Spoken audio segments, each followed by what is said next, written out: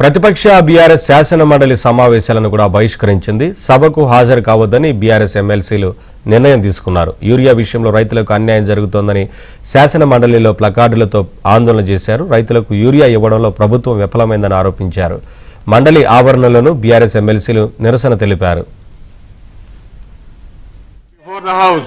The question is that those who are for the classes 2 to 3, class 1 enacting formula and land title, please say those who are against.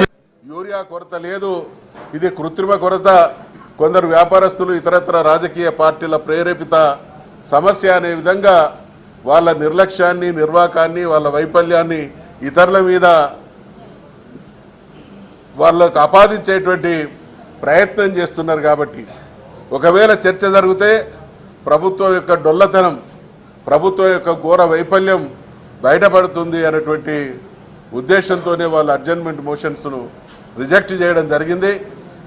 ఈ సందర్భంగా సభ జరుగుతున్నటువంటి తీరుతెన్నులు, సభలో గౌరవ సభ్యులకు అధికార పార్టీకి సంబంధించినటువంటి వ్యక్తులకు కాకుండా ఇతరుల విషయంలో ప్రభుత్వం వ్యవహరిస్తున్నటువంటి తీరు ఆక్షేపణీయంగా ఉంది. కాబట్టి ఈ సభలో ప్రజా సమస్యలు పరిష్కరించేటువంటి చిత్తశుద్ధి పాలక వర్గానికి లేదు. కాబట్టి దీనికి నిరసనగా బీఆర్ఎస్ పార్టీ శాసన మండలి పక్షంగా మేము ఈ శాసన మండలి సమావేశాల మొత్తాన్ని మేము బహిష్కరిస్తా ఉన్నాం.